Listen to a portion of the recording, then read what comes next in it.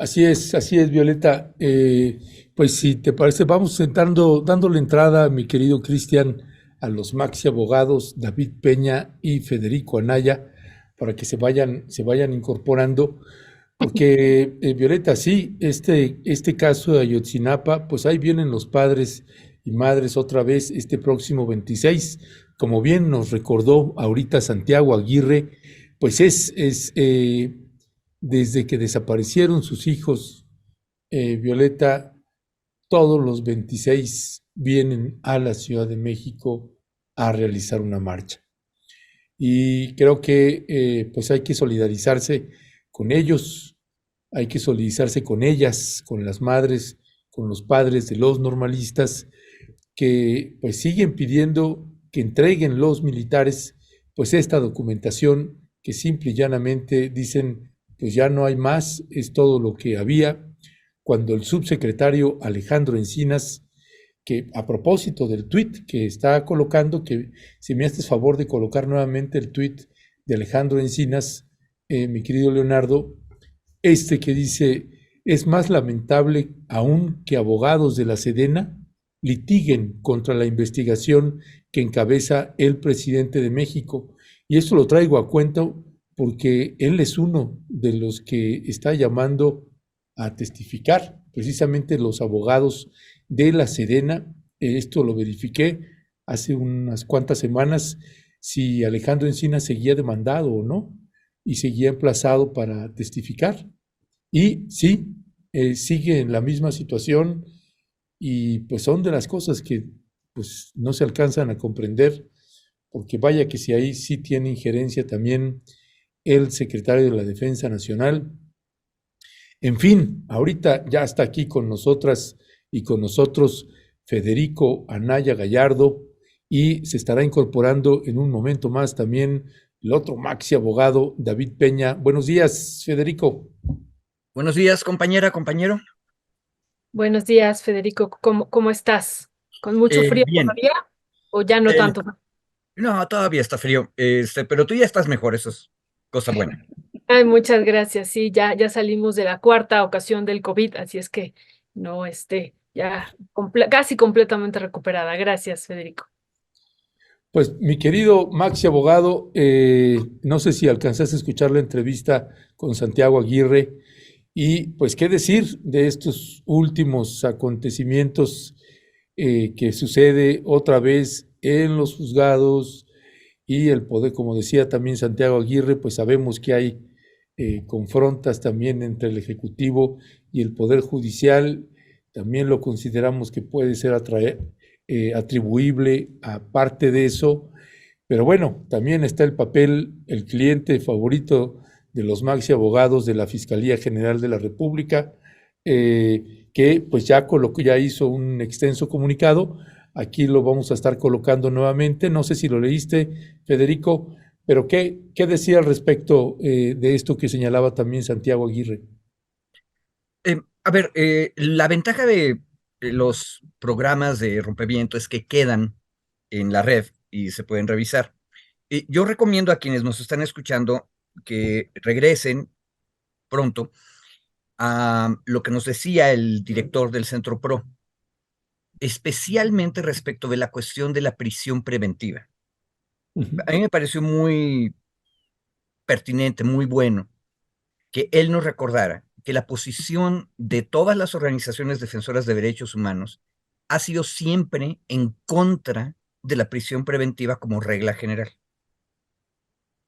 Y el problema de entrada es que esa posición que ganó la batalla ideológica y constitucional crea un contexto que puede llegar a ser tremendamente doloroso. ¿Por qué? Porque si tú ves la prisión preventiva, no desde la teoría y los libros y las universidades o las ONGs de derechos humanos, sino desde la perspectiva de la gente que es víctima, especialmente en los estratos más bajos de la sociedad. La verdad es que siendo tan enredoso el sistema de justicia, las dos cosas, las fiscalías y los jueces, La gente asume que por lo menos ya castigaron a alguien pues cuando lo encerraron, aunque sea prisión preventiva. Entonces, popularmente hay una idea de que la prisión durante el proceso penal es ya un castigo. Entonces, en el momento en que se oye la liberación, entonces resulta que están perdonando a las personas, lo cual es completamente falso. Ahora, eso que es una perspectiva desde abajo, desde las víctimas más humildes, es también compartido por la cultura general.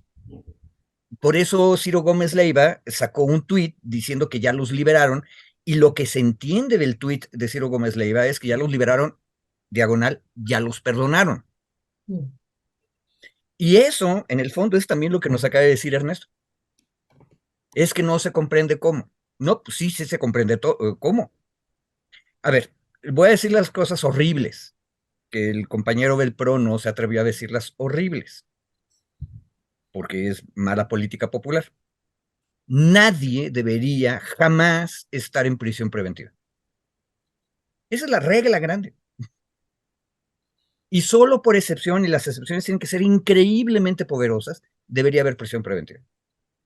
Por lo tanto, por más que sean militares, hayan estado involucrados en la noche de Iguala, tengamos muchísimos elementos que nos dicen que la institución armada estuvo complicada en la desaparición y la muerte de los muchachos. Por más grave que sea el asunto, contestando lo que preguntaba Violeta, la regla general de derechos humanos es que nadie debe estar en prisión preventiva. Por otro lado, déjenme decir por qué vale la pena insistir en lo que acabo de decir. Porque la prisión preventiva no es garantía de castigo. Y lo que ocurre, es más, la regla general, si ustedes van a hacer la historia, es que en el viejo régimen priista, cuando a alguna facción política le tocaba perder, encerraban y acusaban y ponían en prisión preventiva, y eventualmente cuando cambiaban las circunstancias, el señor presidente en turno ya se fue, entonces ya lo soltaban. ¿Sí?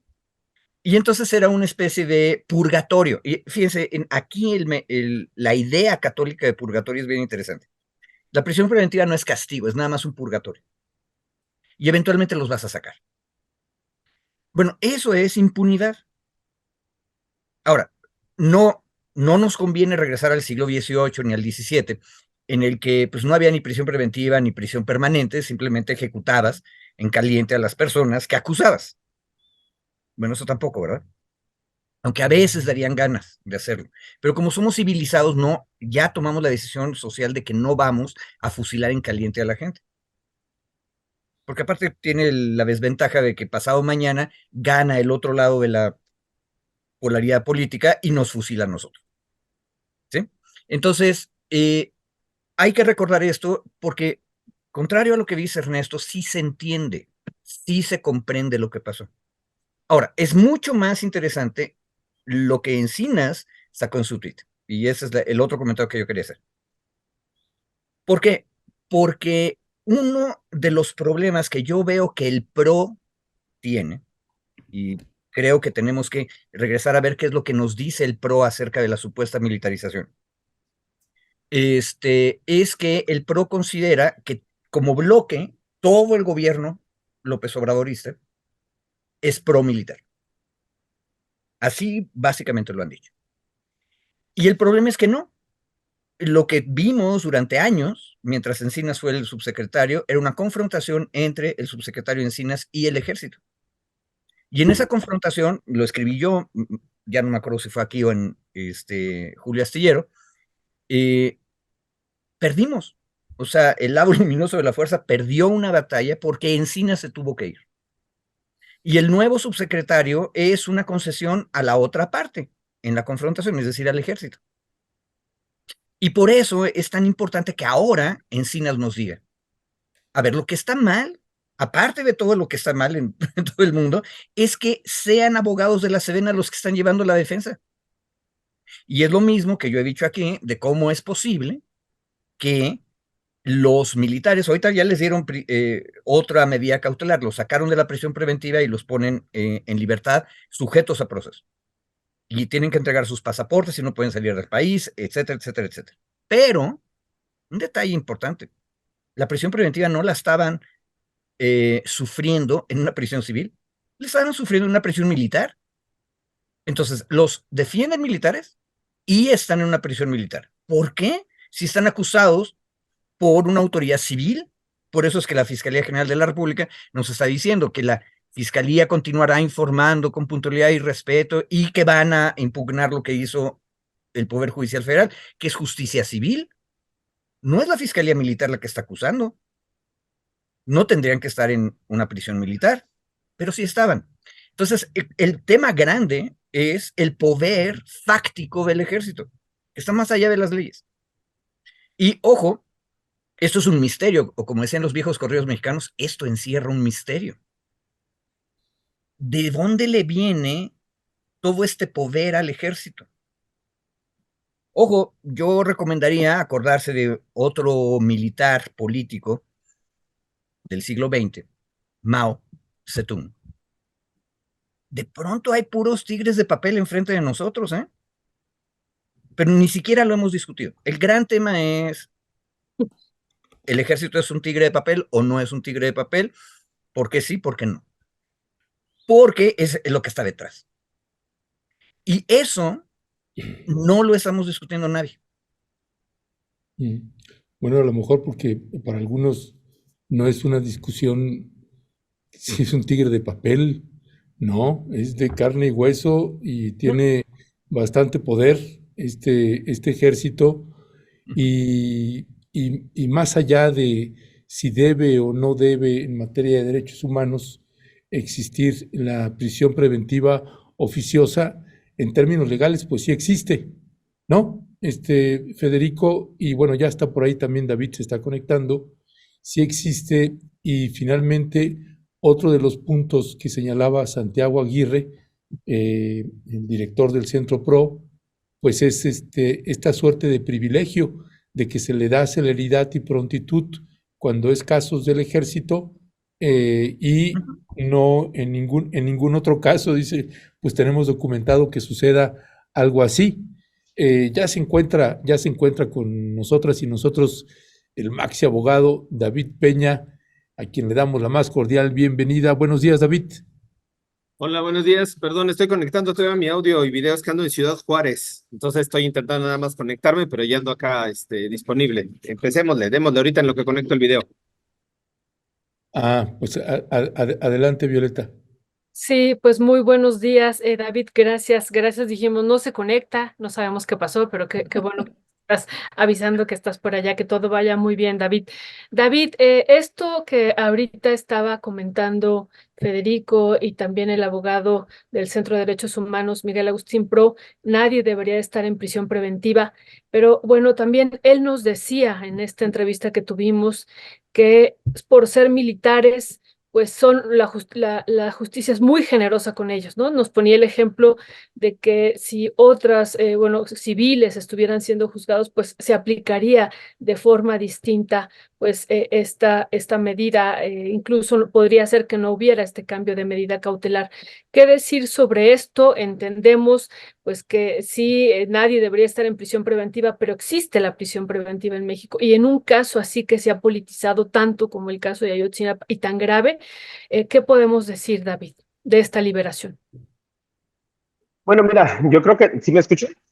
Sí, Sí, ya Ok, entendemos ya, David. perfecto. Mire, yo creo que de entrada hay que justo revisar la procedencia de la prisión preventiva en los términos en los que ha estado planteado o en los que se venía planteando desde hace muchísimos años. Digamos, ya hemos discutido aquí la inconvencionalidad, es decir, contrario a la Convención Americana de Derechos Humanos, la prisión preventiva oficiosa, perdón, que se encontraba en el artículo 19 constitucional. La mayoría de estos, perdón, de estos militares que han sido detenidos están sujetos a proceso a través de prisión preventiva oficiosa, es decir, por la gravedad del delito, ¿no? Que era el criterio que se utilizaba anteriormente. La gravedad del delito, el delito era muy grave, en este caso desaparición forzada, es la imputación que se les está haciendo y con base en eso, a partir de eso se daba la prisión preventiva. La prisión preventiva está sujeta o puede estar sujeta a revisión en cualquier momento. Los criterios que ha fijado la Suprema Corte de Justicia han venido evolucionando a lo largo de los años. Hasta hace no más de un año, un poquito menos de un año más o menos, la prisión preventiva se podía revisar cada 2 años. Es decir, si tú tenías un proceso muy largo de tiempo, cuando la Constitución te dice, la Constitución establece que cuando estás sujeto a un proceso por un delito grave, puedes estar no más de 2 años en prisión preventiva y por un delito menor no más de un año en prisión preventiva. Esto daba pie a que las personas, cuando se cumplía o un año por un delito no grave o 2 años por un delito grave, se solicitara la revisión de la medida cautelar. Es decir, yo te pido, pues, que me revises si las condiciones que fueron impuestas o las condiciones que se utilizaron para imponerme la medida cautelar siguen vigentes o no 2 años después de que las habías dictado. Ese era, digamos, el criterio general. Con base justo de las sentencias de la Corte Interamericana de Derechos Humanos, en el caso de Son Panxle y otros, y García Rodríguez, que hemos discutido y analizado aquí, se abrió la posibilidad de que esta prisión preventiva esté sujeta a revisión en cualquier momento, no solo cuando se cumplían estos plazos, o cuando se cumplía el plazo de un año o de 2 años. Al estar sujeta a revisión en cualquier momento, lo que se tiene ahora que hacer es justificar la necesidad de la medida cautelar. Es decir, ya no es automática, sino ahora justifica el Ministerio Público la necesidad de que estas personas permanezcan en prisión. La carga probatoria, y aquí vamos a un primer elemento para hacer el análisis del extrañísimo comunicado que sacó la Fiscalía General de la República, extrañísimo, y ahorita lo vamos a comentar, o desde mi particular punto de vista, porque es extrañísimo. Quien sustenta la necesidad de mantener la prisión preventiva es el Ministerio Público Federal, no son los jueces. A diferencia de lo que dicen y de lo que se hace la interpretación hacia afuera, en que los jueces y los magistrados del tribunal colegiado son los que cambian la medida cautelar, la necesidad de la medida cautelar, perdón, la razón y la justifica el Ministerio Público. Quien no tuvo la capacidad para sustentarlo, ni para justificar que estos 8 militares se mantuvieran en prisión preventiva, fue el Ministerio Público Federal. La decisión del juez es con base en los elementos que presentan los abogados de los detenidos, más frente a la argumentación de la Fiscalía General de la República. Y en nada más como de introducción, ahí es importante igual señalar que los abogados que están, en este caso, defendiendo a los militares, son abogados pagados por la Secretaría de la Defensa Nacional. No es menor igual señalar que los abogados pagados con el erario por el Estado a través de la Secretaría de la Defensa Nacional son los que hacen estos argumentos para vencer, digamos, en términos argumentativos, vencer lo que estaba afirmando la Fiscalía General de la República. Entonces, aquí se centra, digamos, el debate, que no es menor, insisto, hay que colocarlo en su dimensión, es el Ministerio Público Federal quien tiene que defender la necesidad de esta medida. La jueza en su momento dijo, no se actualiza la necesidad de la prisión preventiva, hay que cambiarla. Esta decisión se fue a un tribunal colegiado y el tribunal colegiado confirmó de que no era necesaria, no estaba debidamente justificada, y ahí vamos al término, justificada que estas personas estuvieran en prisión. Yo creo, coincido con lo que han salido, que es un tema que tiene que ver con la impunidad, con toda esta esfera que está alrededor de Ayotzinapa, pero sustancialmente no hay que olvidar que quien lleva la sustanciación y la acusación es la Fiscalía General de la República, ¿no? Pues ella es la que tendría que estar ahora pues dando las explicaciones por qué no tuvo la capacidad para justificar la necesidad que se mantuviera esta prisión preventiva para estas 8 personas. Ya, gracias David. Federico Anaya, entonces sobre este planteamiento y esto que señala David Peña ahorita, es decir, bueno, es el ejército el que está pagando, ¿no?, la defensa de sus militares. Déjame te lo pregunto así, ¿es estos defensores que está pagando la Secretaría de la Defensa Nacional son defensores como de oficio? ¿Qué características son defensores privados? ¿Esto es legal, pero es inmoral? ¿Es ilegal? ¿Qué sería ahí, Federico? A ver, Ernesto, no tenemos muchos datos para confirmar cualquiera de las cosas, pero en otro caso, que es equivalente en realidad, sí lo sabemos. En el caso Cienfuegos, los abogados que defendieron a Cienfuegos ante la Fiscalía General de la República eran abogados de la Secretaría de la Defensa Nacional, no son privados contratados son miembros de la Secretaría de la Defensa Nacional que van y defienden al asesor del secretario. En otras palabras, no es la institución que paga una defensa privada, sino el área jurídica de la institución quien está defendiendo a. Bueno, eso lo sabemos en el caso Cienfuegos. No tenemos para este caso la confirmación de eso, salvo, por cierto, y en esto yo creo que tenemos que creerle a los directamente involucrados.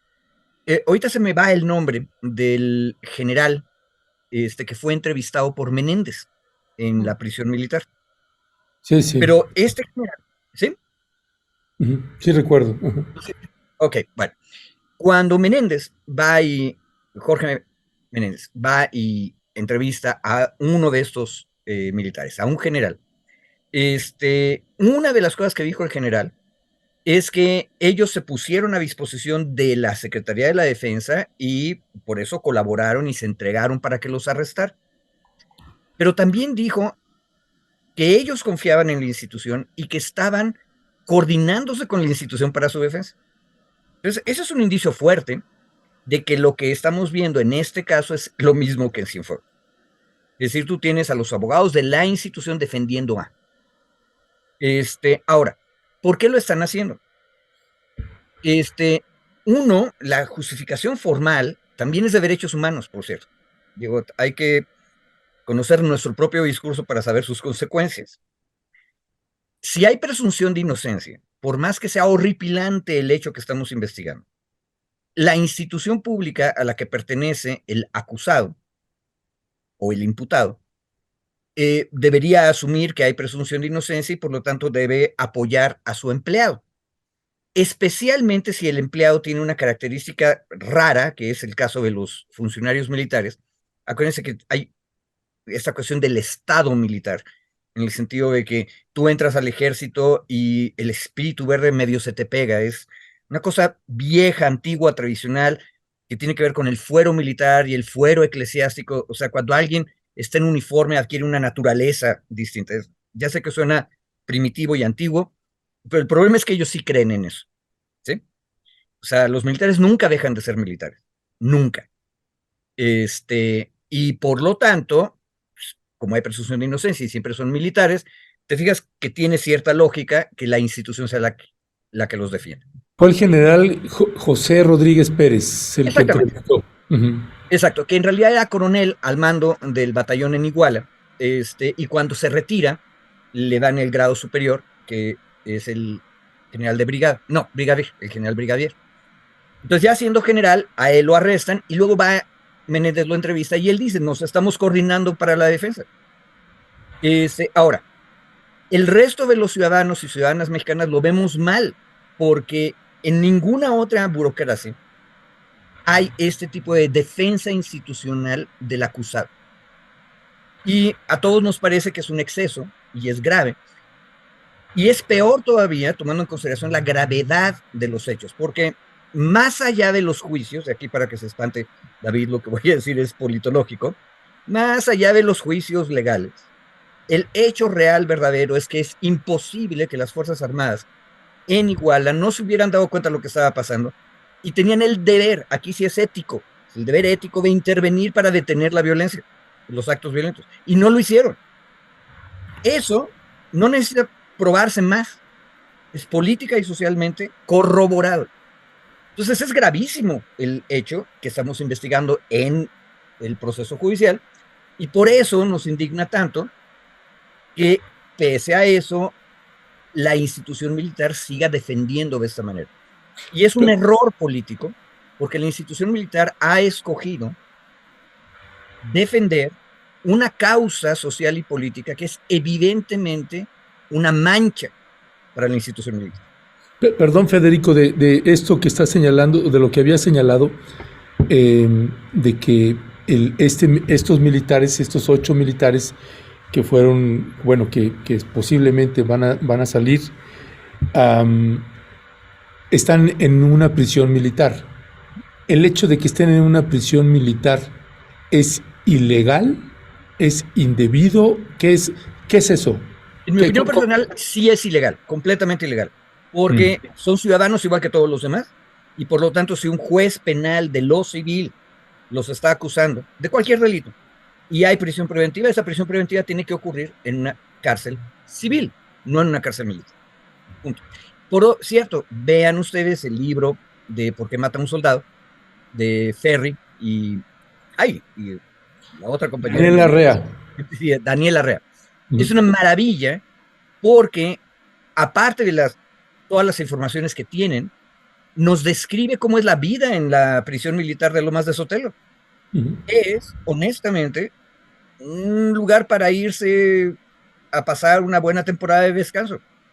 Si tú comparas esas condiciones con los penales civiles de cualquier jurisdicción, estatal o federal, es una situación de privilegio material. Entonces está mal. Jurídicamente es ilegal, en mi opinión, y aparte de todo es un privilegio que ya tenemos bien documentado gracias a Ferri y Rea. Muchas gracias. Perdón, Violeta, nada más decía Ernesto que probablemente van a salir los 8 militares. No, ya salieron. Una vez que se confirmó en la sentencia del tribunal colegiado, la puede impugnar la FGR, que fue lo que anunció en el comunicado. Pero ellos ya salieron. Al tratarse de un tema de libertad, no pueden extender, digamos, prolongar el tiempo. Los 8 militares ya se encuentran hoy en libertad. Están sujetos a proceso. Revisé las medidas, entregaron el pasaporte, están sujetos a la firma y otra condición más, no recuerdo, creo que no pueden salir no pueden salir del país, obviamente. Son 3 condiciones las que les impusieron a cambio de... A 50,000 pesos, la garantía de 50,000 pesos a cambio de la libertad, digamos, de que siguieran su proceso en libertad. Perdón por la interrupción.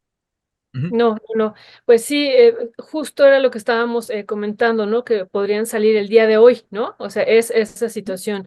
Pero bueno, pues qué bueno que hagas esta aclaración. Gracias. Gracias.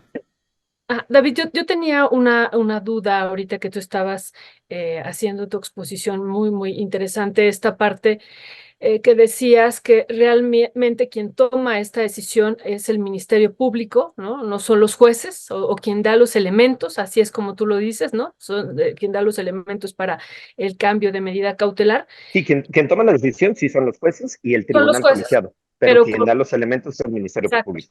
Entonces, ahí me quedó la duda, porque lo que yo entiendo a partir de lo que tú dices y tú me corriges ahorita, también es la fiscalía entonces la que tendría la responsabilidad de esto, ¿no? O sea, es cierto.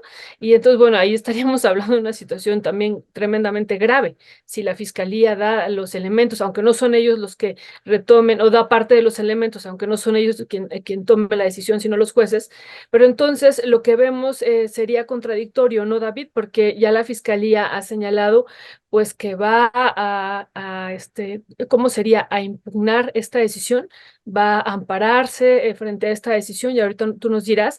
Y bueno, ella ha sacado un comunicado que me parece pues duro, ¿no? Está señalando estas ventajas indebidas y dando, bueno, pues algunas expresiones fuertes que me parece que van en contra de que ellos hubieran dado, pero estos elementos. Pero bueno, tú si nos puedes explicar esto, David. Mira, yo creo que, Violeta, justo el tema que yo decía del comunicado, que no acuerdo qué calificativo le puse hace ratito, pero extraño cuando menos, ¿no? El contenido del comunicado, porque primero la Fiscalía General de la República no asume su responsabilidad. O sea, es decir, no asume como que le correspondía a la Fiscalía hacer esta argumentación y hacer esta defensa. El procedimiento es muy sencillo.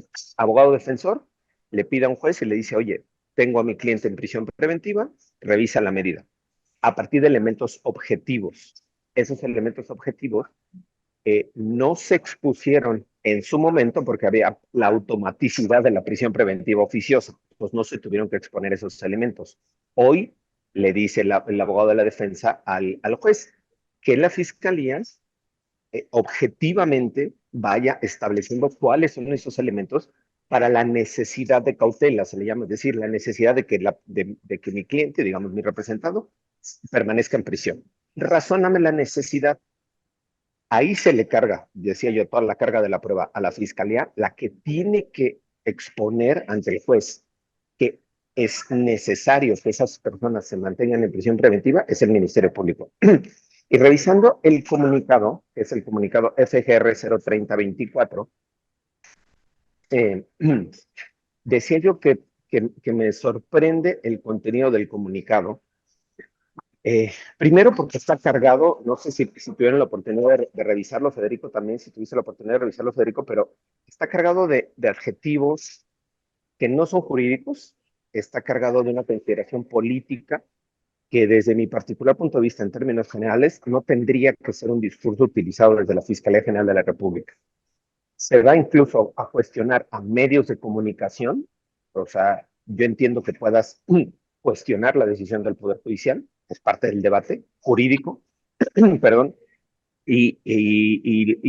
pero se va a hacer cuestionamientos, insisto, de tipo político, hace carga de adjetivos esto que pasó, y voy a leer algunas partes del comunicado, justo me parece importante. El primer párrafo, por ejemplo, dice que en una secuela procesal, lo leo literal, secuela procesal al referirse a los procesos, secuela procesal absolutamente cuestionable para los derechos y para la protección de las víctimas, le fueron concediendo ventajas indebidas a quienes no lo merecen.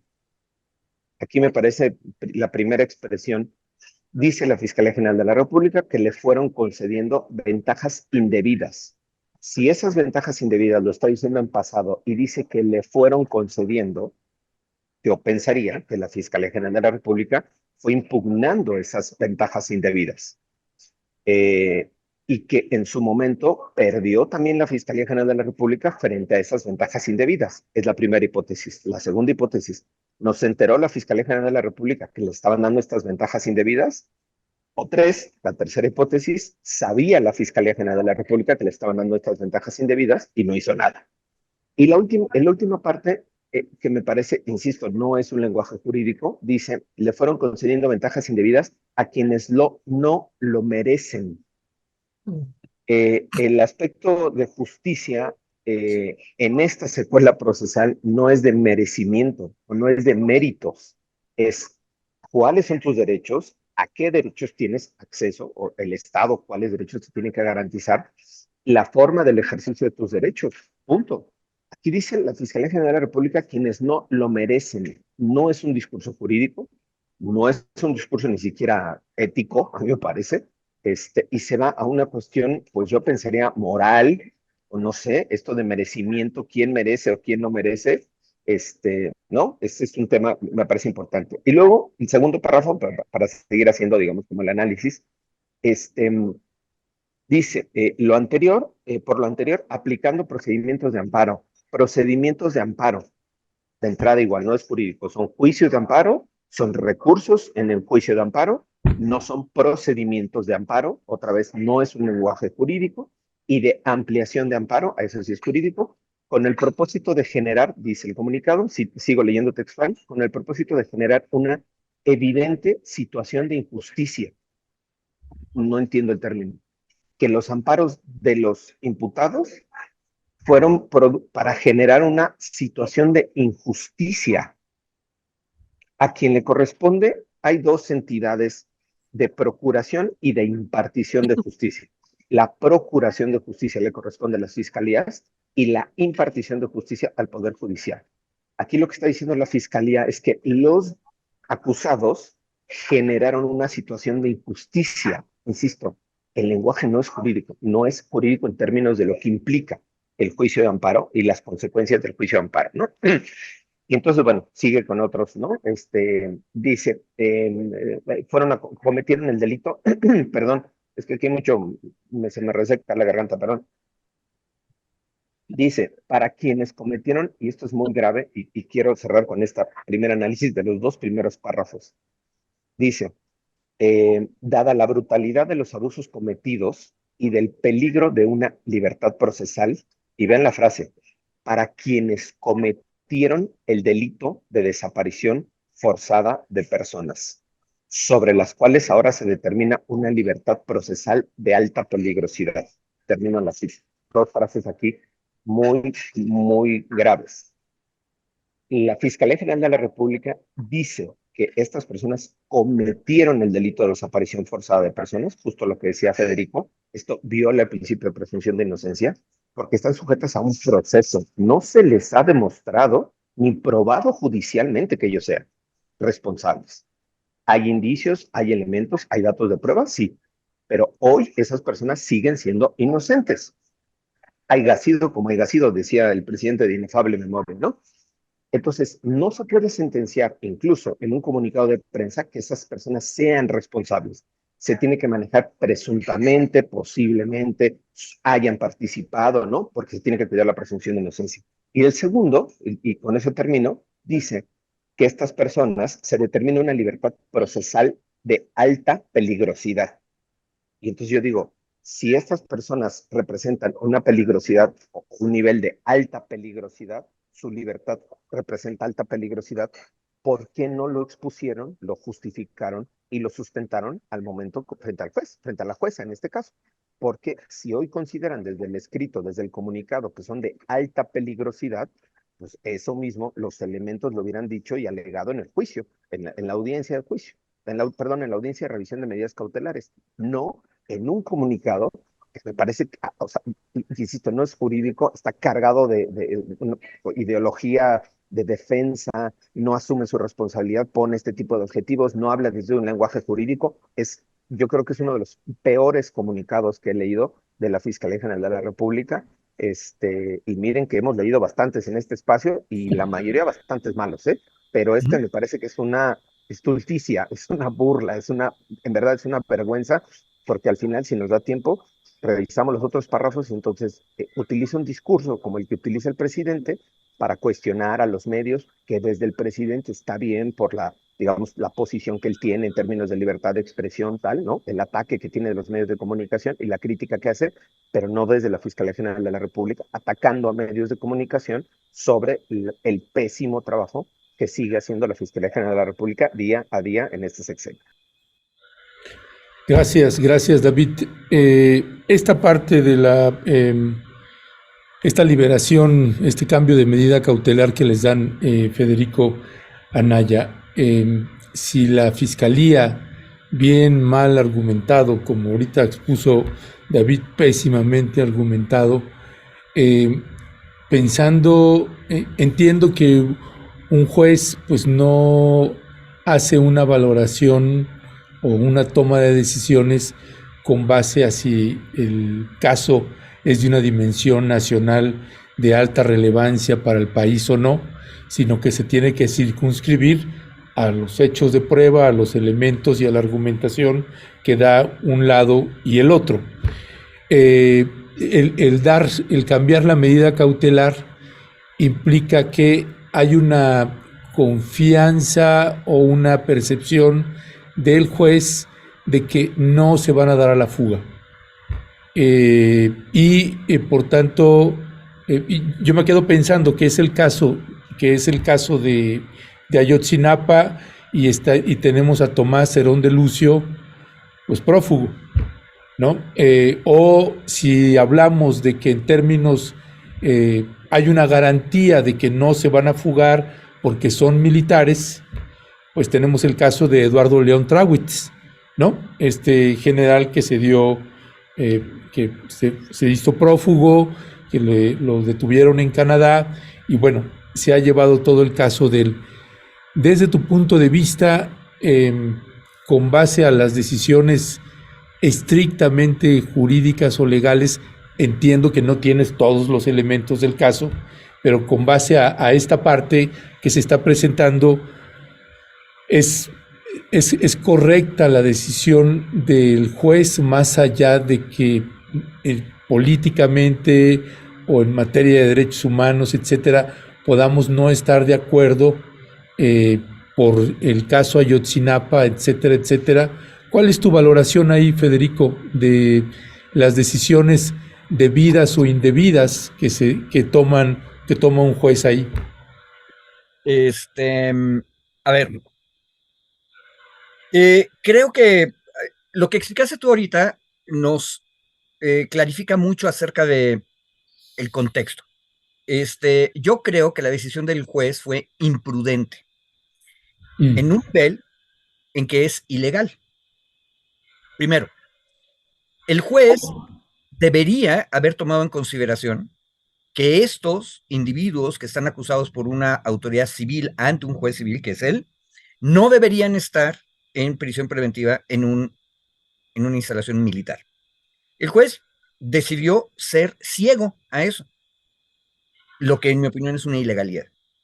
Segundo, el juez sí está obligado, y ahí es donde creo que dijiste algo equivocado.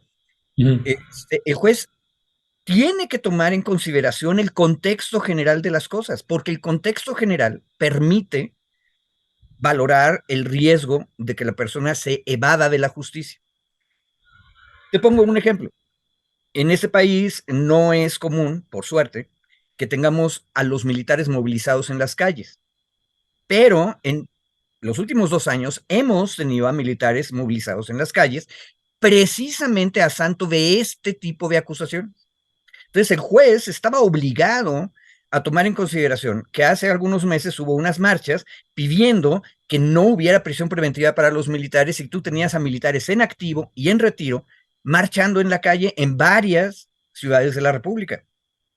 Ese hecho que miembros de la institución armada que tienen acceso a armas de fuego, aunque no las hayan utilizado en su manifestación, estén en la calle demandando la libertad y que se acabe la prisión preventiva de las personas que han sido acusadas dentro de su gremio, eso es un contexto que el juez debería tomar en consideración y decir, pues sí hay un peligro de que se vayan a evadir. Ahora, tú pusiste muy bien el caso de Bontrawietz, que se evadió. Uno podría hacer el argumento del lado militar diciendo, sí, pero en ese caso tú tenías a un militar que se había ido de facto a una institución civil que era Pemex y entonces estaba medio separado. Pero, insisto, los militares, ellos creen firmemente en que su estado es permanente, perpetuo. Entonces, Bontrawietz es un militar y debería haberse disciplinado y no debería haber sido a Canadá. Por lo tanto, el riesgo sí existe. Existe porque hay un contexto político nuevo, con militares en las calles manifestándose pidiendo impunidad. Y por otro lado tienes el caso de Bontrawietz. Y aparte de todo, el juez que decidió cambiar la medida cautelar es tan ciego que no se había dado cuenta y sigue sin darse cuenta que la medida cautelar previa, es decir, la prisión preventiva, la estaban llevando a cabo en una prisión militar, lo cual es completamente ilegal. Entonces, ahí yo me sumo a lo que dijo el director del PRO. Tú lo que tienes aquí es a una institución, la militar, que tiene privilegios, o sea, los tratan distinto que a otros casos. Ahora bien, nada más un comentario sobre las fiscalías. Estoy completamente de acuerdo con lo que dijo David, nada más para que no nos acusen de ser malignos y montoneros, no voy a repetir, pero lo cierto es que esta Fiscalía General de la República es un horror. Es completamente antijurídico lo que hizo y no es la primera vez. Cada vez que pierden un caso, sacan argumentos que son políticos, sociales, pero interesantes, si uno se pone de antropólogo político, porque es el autoritario Hertz que cree que sigue viviendo en 1975 y que dice, ¿cómo es posible si yo los acusé, yo soy el fiscal, entonces el juez tiene que hacerme caso, no importa que no presente yo razón? Eso es lo que nos está diciendo ese comunicado y es ridículo. Pero yo nada más quisiera agregar un detalle. Entre el año 2014 y el año 2016, el Centro PRO y todas las demás grandes organizaciones de derechos humanos de la sociedad civil fueron parte de la campaña una fiscalía que sirva exigiendo la autonomía de las fiscalías. Y me consta, porque yo estuve ahí, te consta, Ernesto, que sabíamos cómo era el mundo. Entonces era perfectamente predecible que esto que estamos viviendo iba a ocurrir. Y de hecho, en 2016, el PRO dice, estuvimos en este movimiento pidiendo que haya una fiscalía que sirva y que sea autónoma, pero el problema es que todavía no se hace la ley. Acuérdense, se hizo la fiscalía que sirva desde el año 2014-15, y luego en 16-17 todavía no se había implementado la reforma constitucional. Y de hecho, eso se hizo hasta el final, después de la elección de 2018. Y vuelvo a insistir, Hertz Manero no era el candidato de López Obrador para ser el fiscal general. El candidato era Batis. Y Andrés Manuel lo dijo durante un año completo durante la campaña. Pero como ya habían cambiado la ley y ahora se había que cumplirla, entonces fue el Senado el que tuvo que hacer la designación. Y la designación fue una negociación entre las élites del partido, como estaba diseñado desde el principio. Que no me vengan ahora los compañeros del PRO a decir que ellos no sabían. Ese es uno de los problemas graves. En el fondo, en un sistema político complejo, todos los actores somos responsables en partes de lo que está ocurriendo. Ahora, ¿valía la pena intentar una fiscalía que sirva con ese modelo de autonomía? Sí. Si yo hubiera estado en ese proceso en el año 14-15, probablemente también hubiera estado de acuerdo con el proceso de la fiscalía que sirva. Pero también hay que decir que metimos la pata entonces. Gracias, Federico. David, otra Yo, vez regresando. por alusiones, perdón, por alusiones no personales que hizo mi querido Federico, Colectivas. colectiva. Yo sí participé en el proceso de la fiscalía que sirva, igual la apostamos, al final era una apuesta, era una necesidad que veíamos en ese momento y que seguimos viendo, la autonomía de las fiscalías.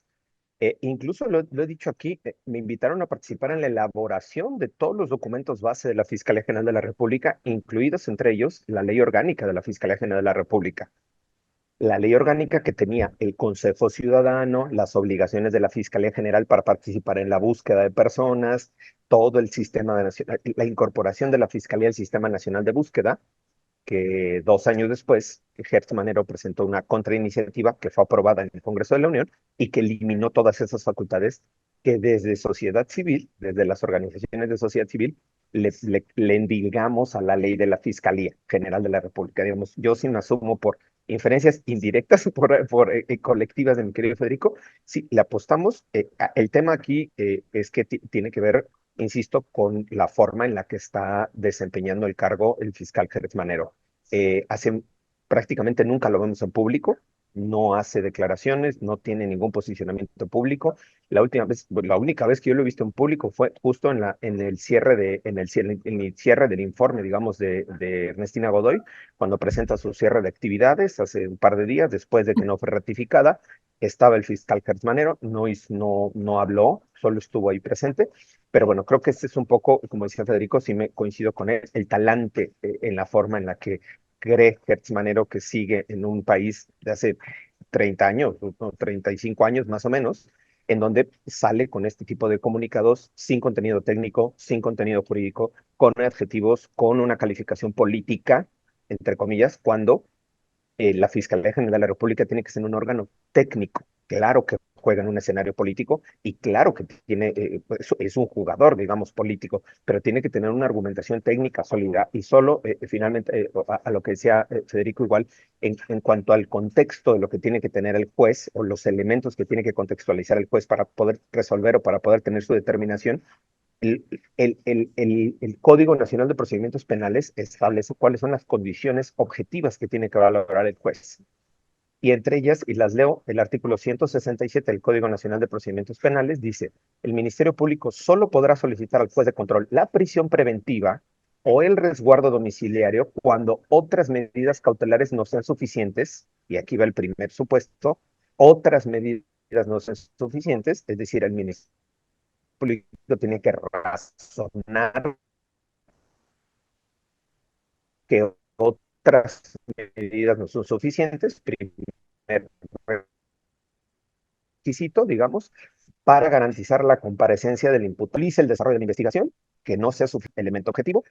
Después, que se ponga en riesgo la protección de la víctima, de la seguridad de la víctima, de los testigos o de la comunidad. Esos elementos, insisto, son objetivos que tiene o tuvo que haber probado el Ministerio Público en la audiencia para poder decir por qué no eran suficientes otras medidas, tenía que mantenerse la prisión preventiva y por qué se ponía en riesgo a las víctimas, podría haber riesgo de fuga, no comparecer al juicio. Son elementos, insisto, objetivos. Por eso la importancia de las sentencias de la Corte Interamericana, justo para que todos los razonamientos de las medidas cautelares sean con base en elementos objetivos. Si no, se quedaba una suerte de, oigan, estos son muy graves a lo mejor se van, bueno, pues métanos a la cárcel 2, 3 o 15 años. En el chat justo están poniendo el caso de Israel Vallarta, lleva 15 o 16 años en prisión preventiva, ¿no? Sin elementos objetivos, manteniendo la prisión preventiva por los criterios que se han desarrollado con base en la ley Wallace, esta ley de antisecuestro que es súper punitivista, que te deja prisión vitalicia, y esos criterios se vienen trayendo desde el anterior sistema y se siguen manteniendo. Por eso creo que, claro que el juez tiene que tener esta dimensión del contexto con base en estos elementos objetivos. Claro, si el Ministerio Público le dice, mira, estas personas tienen casa o tienen movilidad o fueron detenidos en fuga, digamos, estaban escondidos cuando la orden de aprehensión y se habían dado a la fuga, entonces por lo tanto tienen recursos. Bueno, elementos objetivos. Con solo llegar al Ministerio Público a decir, estos son muy malos y son muy peligrosos porque desaparecieron jóvenes, no es un elemento objetivo y por lo tanto ahí los tribunales tienen que irse, insisto, como decía Ernesto, con base en los elementos que se le están presentando en la audiencia. Perdón por arrebatar la palabra.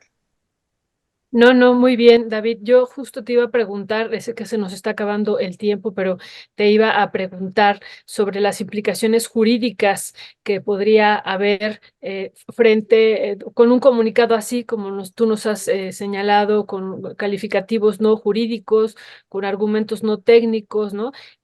¿Cuáles serían las implicaciones jurídicas para esta impugnación que hará la Fiscalía, si ella misma está haciendo este comunicado?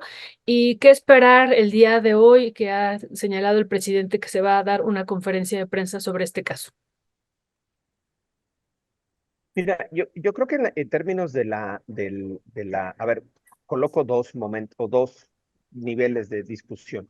El presidente está por presentar una iniciativa el 5 de febrero, entre varios paquetes de iniciativas que ha anunciado, está esta iniciativa al Poder Judicial, la reforma al Poder Judicial. Ujú. Él está apostándole por la elección de magistrados y ministros o ministras. Entiendo, todavía no queda muy clara ahí una de las reformas es esa, ¿no? El presidente considera que eso es fundamental para garantizar la imparcialidad en el sistema de justicia. Aquí lo hemos dicho que puede ser, yo puedo coincidir o no, podemos coincidir o no, pero el punto central no está solo en el Poder Judicial, en este grupo de jueces federales. Está en las fiscalías, que están prácticamente todas corrompidas, prácticamente todas, ¿no? Y en los poderes locales también, que prácticamente todos siguen bajo el poder político del gobernador o gobernadora. O sea, eso es un tema innegable. Hay un tema en el Poder Judicial Federal, claro, se tiene que atender, se tiene que revisar. ¿Esta puede ser una medida? Sí. ¿Esta medida resuelve? No.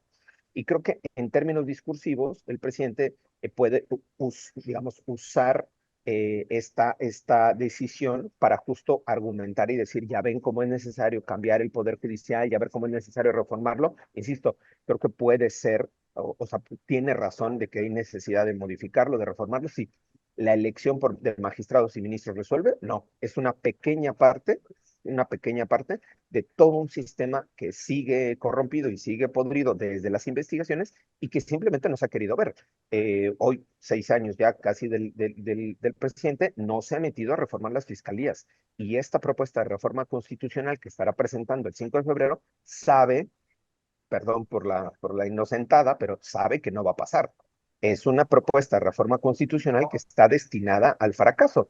Podrá utilizarse en términos políticos, podrá utilizarse en términos electorales, claro que sí, pero sabe que es una reforma que está destinada al fracaso. No tienen los consensos, no tienen las mayorías en términos En esta constitucionales. legislatura, ¿no? No sabemos qué va a pasar. Claro, en esta legislatura, el tema es que esa iniciativa presidencial, al terminar el sexenio, tendría que haber un acuerdo del Congreso General para que esas iniciativas presentadas en el sexenio anterior, del presidente anterior, se retomen con la nueva legislatura.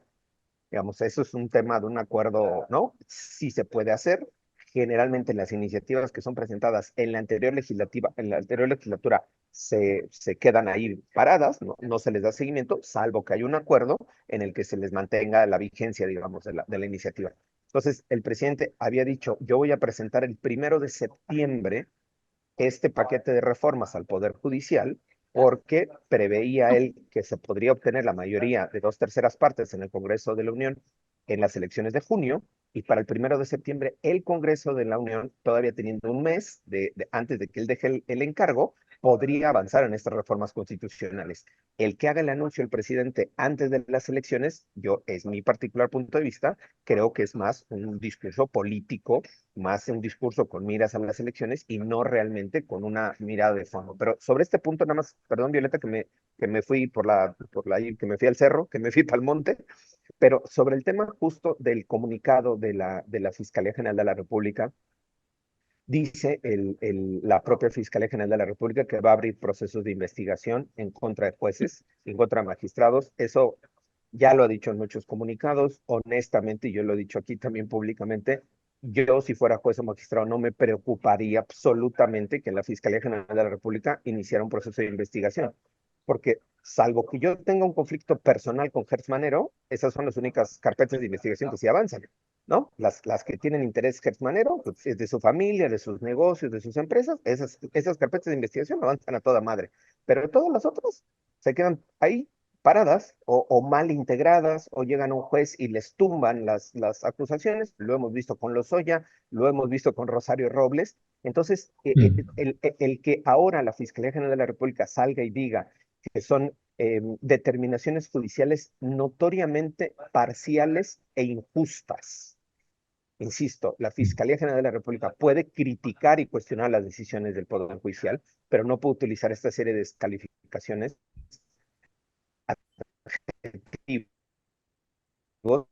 porque además no es, a ver, como instituciones, y la Fiscalía General de la República tendría que dar los argumentos. Aquí en el comunicado, yo no he leído todo el comunicado, un solo argumento objetivo, sustentable, sostenido, que diga que la Fiscalía General de la República tenía la razón y que la decisión de los jueces fue injusta, incorrecta, corrupta, lo que quieran, el calificativo. Pero no hay un solo argumento, digamos, sostenible o sustentado. Todos son adjetivos genéricos, y después se pone el comunicado a decir, hemos tenido muchas sentencias y algunos medios de comunicación nos critican y no valoran nuestro trabajo, en una cosa absolutamente bizarra, extrañísima, en un comunicado, que la Fiscalía General de la República salga a defender su trabajo mediante comunicados y no mediante resoluciones ganadas. Aquí el recuento que hemos hecho, como dice Federico, le cargamos la pila a la Fiscalía General de la República, porque todos los casos, yo no recuerdo, creo que hay uno solo que hemos reconocido que ha ganado la Fiscalía, todos los demás han sido pifias. Les tiran, les tumban, les quitan los procesos, se les van las personas, y ahí no puede ser que todo el Poder Judicial, todo el sistema del Poder Judicial está mal. Yo más bien centraría que quien sigue actuando de una manera pésimamente en términos jurídicos, en términos técnicos, es la Fiscalía General de la República. Entonces, este comunicado que señala y acusa al Poder Judicial y los voy a investigar, pues, insisto, no me preocuparía absolutamente nada, ¿no? Creo que el Poder Judicial está ahí, va a estar sujeto, sus sentencias, sus resoluciones están sujetas al escrutinio público, y al final, pues a la luz de la razón, veamos quién fue quien presentó los argumentos más sólidos, si la defensa de los militares o la Fiscalía General de la República. Gracias, David. Déjenme leer algunos de los comentarios para ir cerrando la mesa, a ver con qué cierras, Federico, con qué quieres cerrar. Dice Nora Brie, ¿qué consecuencias tienen quienes integran mal expedientes, se equivocan en procedimientos, etcétera, que operan contra la exigencia de justicia de las víctimas? Es pregunta. Teresa Camas, el GIEI señaló a la Fiscalía General de la República, a la Sedena, como principales obstaculizadores de la resolución del caso Ayotzinapa. Con el aval de AMLO, y así seguirá, no habrá avances con Claudia Sheinbaum en derechos humanos. Güey Rotador, el grupo de expertos independientes y el anterior fiscal del caso Ayotzinapa pedían más tiempo para armar bien el expediente, para que fuera sólido y no se les cayera el caso. Claudia de Lara, carpetas mal integradas son garantía para que salgan esos delincuentes. Dice otra vez Güey Retodoer, Soy pro 4T, pero este caso está evidenciando que se sigue habiendo muchos intereses dentro del Estado mexicano y que aún AMLO no tiene la voluntad política de enfrentarlos y abusa del apoyo que le damos. Israel Huitrón, nunca deberíamos pensar que la Fiscalía General de la República es útil, pues sería una ingenuidad de nuestra parte. Sus deficiencias son deliberadas y por ende perversas. Laura Santillán, ¿ser militares les da fuero o merecimiento de un trato especial? Les pregunta B. Ram. Federico, ¿por qué tantos argumentos para descalificar al Centro Pro? Me pareces muy oficialista. Claudio de Lara, ¿qué opinan los padres de los 43 sobre que los militares enfrenten su proceso en libertad? Bueno, eso ya se preguntó. Laura Santillán, ¿por qué ante una ineficiencia evidente del fiscal Hertz nadie se pronuncia por su remoción? Claudia de Lara, si ustedes fueran abogados de los padres de los 43, ¿cómo recomendarían proceder? Y Laura Santillán, en México se tipifica el delito de obstrucción de la justicia. Federico Anaya, pues hay varias preguntas y demás, y algún señalamiento que te hace ahí alguien. ¿Qué decir al respecto? ¿Con qué cierras? A ver, empiezo por el señalamiento. Lo dije con toda claridad. Si yo hubiera estado en el año 14 y 16 en el movimiento de una fiscalía que sirva, yo también lo hubiera apoyado. Y como dijo David, era una apuesta. Lo que estoy diciendo hoy en día es que uno tiene que ser consecuente como fue ahorita David. O sea, fue una apuesta y lo cierto es que la sociedad civil la perdió. O sea, no ha habido fiscalía y si estiramos el asunto, la Fiscalía de la Ciudad de México es la menos peor, pero no hay fiscalía que se salve. Por lo tanto, el sistema falló. Y esto lo saben los compañeros del PRO. Y por eso tenemos también que ser críticos de lo que ellos nos están diciendo. Ahora, entre las cosas que ahorita leyó Ernesto, ¿qué tendrían que hacer los abogados que están acompañando a las víctimas del caso Ayotzinapa Iguala? Lo que están haciendo los compañeros del PRO. Están haciendo muy buena defensa y lo están haciendo bien. Pero también hay otros elementos donde también ellos están haciendo un argumento político. Se vale, pero hay que decirlo. Entonces, son una buena defensa, es magnífico lo que están haciendo, pero siempre en todos los actores políticos hay que ponerle un granito de sal al asunto. Y aquí hay un detalle. ¿Por qué si Hertz es tan ineficiente nadie que propone removerlo? Fíjense, porque sí hay diferencias. En la Ciudad de México, las fiscalías duran 4 años. En todo el resto de la República duran entre 9 o más años. Segundo, en el resto de la República, cuando la mayoría partidista sostiene a su fiscal, lo reeligen una y otra vez. Guanajuato es el peor de los casos.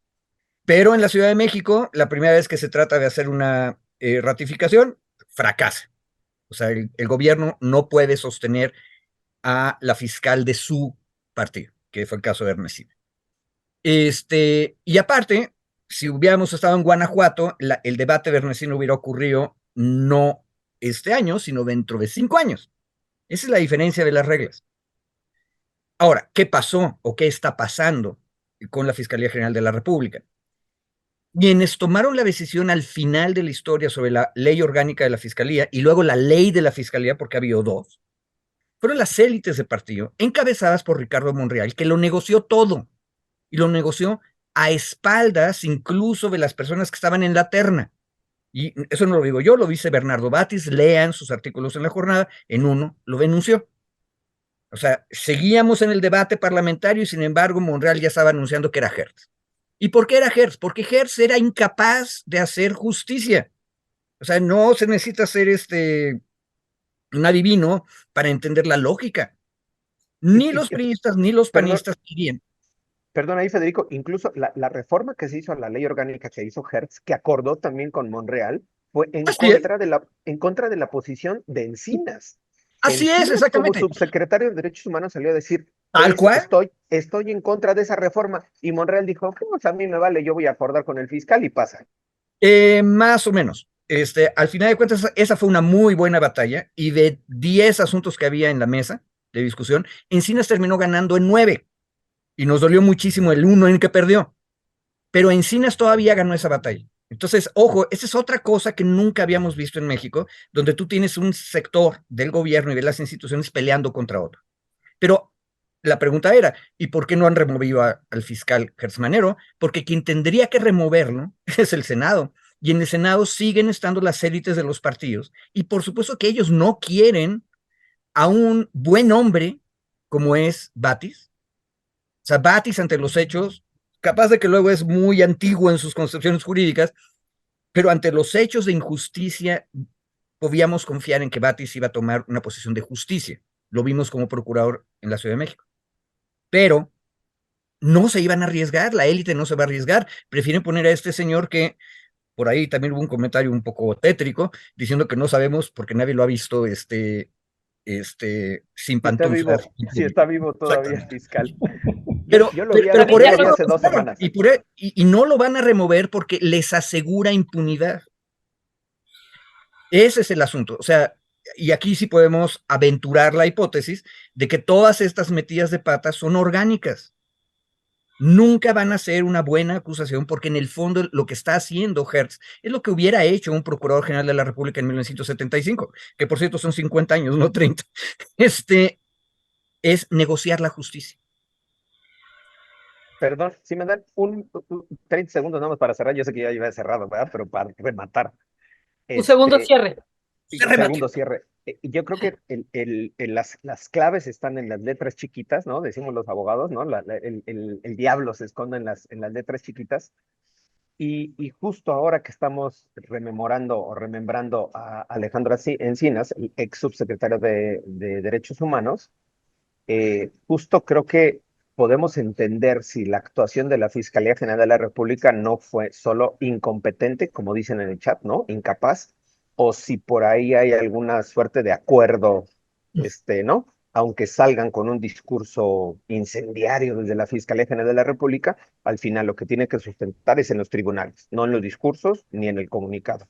Y creo que el fraseo que hace Encinas en un tweet que subió en una post de X hace 16 horas dice, es más lamentable aún que abogados de la Sedena litiguen contra la investigación que encabeza el presidente de México. Termino el tweet. Creo que me parece que los mensajes que manda son muy claros para quienes podamos hacer esta lectura de lo sucedido el fin de semana.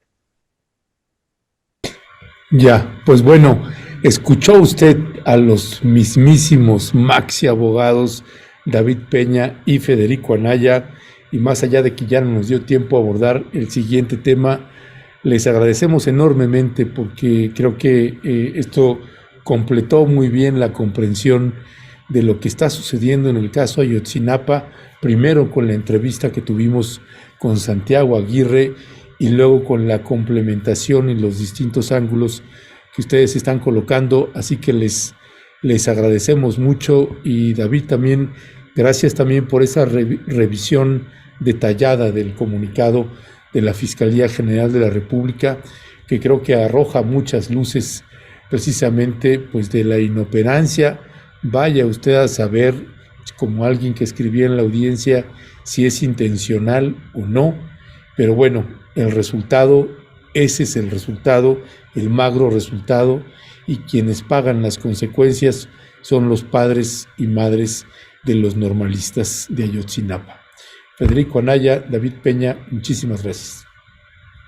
Buen día, David. ¿Dónde andas? ¿Andas dónde nos dijiste? En Ciudad Juárez, en este momento ando en Ciudad Juárez.